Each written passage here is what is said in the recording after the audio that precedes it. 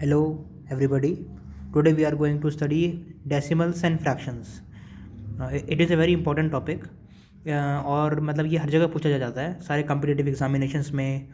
और अगर आप सिक्स्थ में है, सेवन्थ में है, एट्थ में है, ये मतलब हर जगह काम आएगा आपको। और सैनिक स्कूल और बाकी सर्वोदय नवोदय स्कूल के लिए प्रिपेयर कर रहे हैं, या फिर आप कॉम्पिटिटिव एग्ज़ाम में एसएससी, सीजीएल, सीएचएसएल, है ना, एमटीएस, किसी भी एग्ज़ाम के लिए प्रिपेयर कर रहे हैं, तो ये बेसिक है, हर जगह ये पूछा जाता है। ठीक है ना, ये बहुत इंपॉर्टेंट टॉपिक है, तो हम इसके बारे में थोड़े से क्वेश्चंस करेंगे।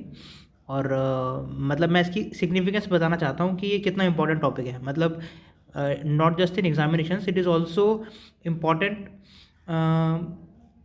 इन many professional lifes like scientist, engineers. तो सारी कैलकुलेशंस होती हैं। बेसिकली क्या है कि अगर आप देखें कि तो नेचुरल नंबर होते हैं, नेचुरल नंबर ये कौन से होते हैं? वन से चालू होते हैं, 1 2 3 ऐसे चलते हैं। और फिर आते हैं होल नंबर्स। होल नंबर्स तो ये कहाँ से चालू होते हैं? ज़ीरो से। 0 1 2 3 चलते रहेंगे ऐसे अप टू इन्फिनिटी।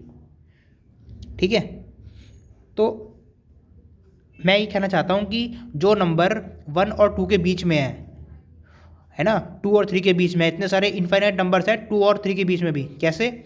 मैं कहता हूँ 2.1, ठीक है, 2.11 या फिर 2.1139, ठीक है, ये नंबर भी 2 से बड़ा है और 3 से छोटा है, तो ये डेसिमल फॉर्म में आ गया ना।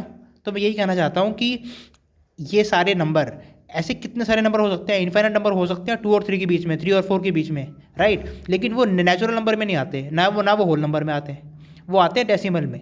ठीक है ना, जब भी हमें कोई प्रिसाइज कैलकुलेशन करनी है ना, जैसे कि इंजीनियर्स होते हैं, सिविल इंजीनियर्स, वो ब्रिजेस बनाते हैं, डैम्स बनाते हैं, तो उसमें क्या होता है, बहुत प्रिसाइज कैलकुलेशन होती है। हल्की सी भी टॉलरेंस आ गई, कोई चीज़, कोई पार्ट है, कोई मशीन का पार्ट है, वो हिल रहा है, थोड़ा थोड़ा वाइब्रेट कर रहा है, तो ओवर द ईयर्स क्या होगा, मशीन आपकी ख़राब हो जाएगी, या फिर कोई एक्सीडेंट हो जाएगा, वो ख़राब हो जाएगी। कभी काम कर रहे हो, एकदम से ख़राब हो गई, राइट। सो हमें क्या चाहिए? हमें चाहिए प्रिसाइज कैलकुलेशन। वो कैसे हो सकता है? डेसिमल और whole number,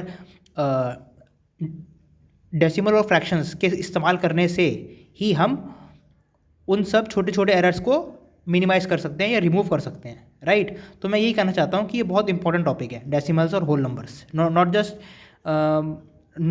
just for examinations, ठीक है, it is also important further in life, right.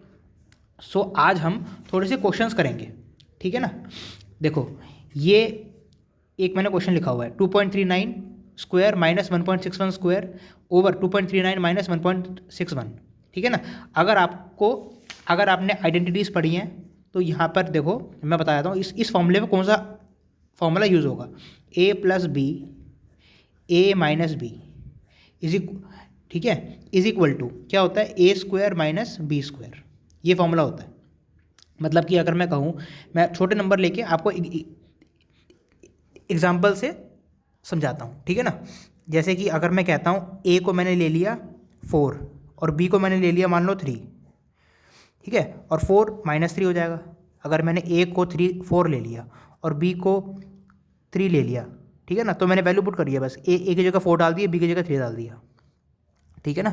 और ठीक है ना, अब क्या होगा, ए की जगह 4 है यानी कि 4 का स्क्वायर, माइनस बी की जगह 3 है यानी कि 3 का स्क्वायर, यानी कि 16 माइनस 9,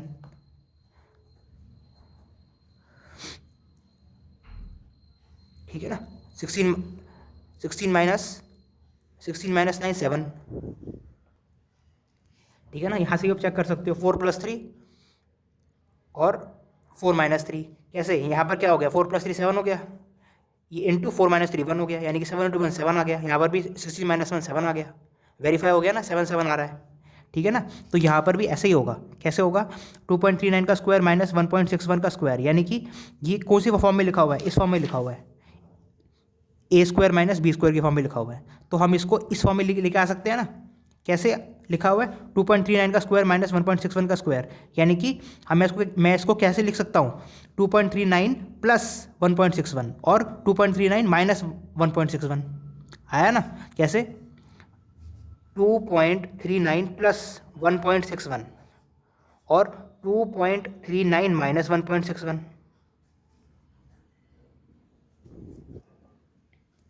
ठीक है ना, ए square minus B square, A plus B A minus B equal है ना, अपॉन मैंने इसको एज इट इज लिख दिया नीचे तो माइनस 1.61।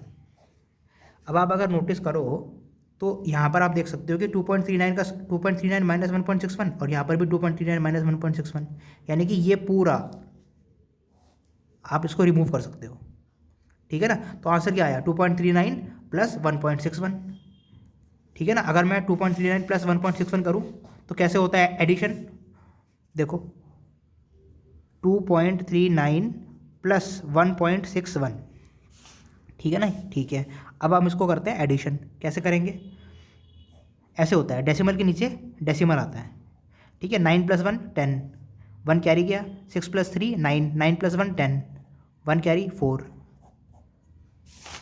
ठीक है ना।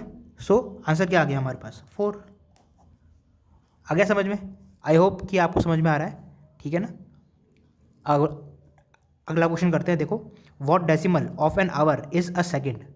अब वो क्वेश्चन देखो, क्वेश्चन पहले पूरा सही से पढ़ना चाहिए एग्जामिनेशन में, ठीक है ना, तब आप उसको आंसर करो, क्योंकि मतलब ये बात सिर्फ मैथमेटिक्स की नहीं है, हर जगह आप कोई भी एग्ज़ाम दे रहे हो किसी भी सब्जेक्ट का है, पहले आप क्वेश्चन पढ़ो कि पूछा क्या है, ठीक है ना, उसके बाद आंसर करो। कभी कभी क्या होता है कि हमें क्वेश्चन बिना पढ़े हम पहले क्वेश्चन पूरा पढ़ते नहीं और देखते हैं अरे ये तो मुझे आता नहीं है, और अगर आप पूरा पढ़ लो तो कई बार हम उसका आंसर कर सकते होते हैं, लेकिन हम पूरा पढ़ते नहीं हैं, हम इतने इम्पेशेंट होते हैं कई बार।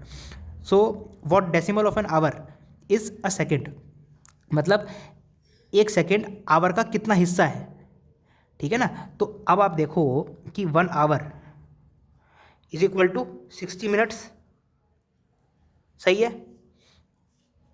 और 1 मिनट में कितने होते हैं 1 मिनट, 1 मिनट में कितने होते हैं 60 सेकेंड्स,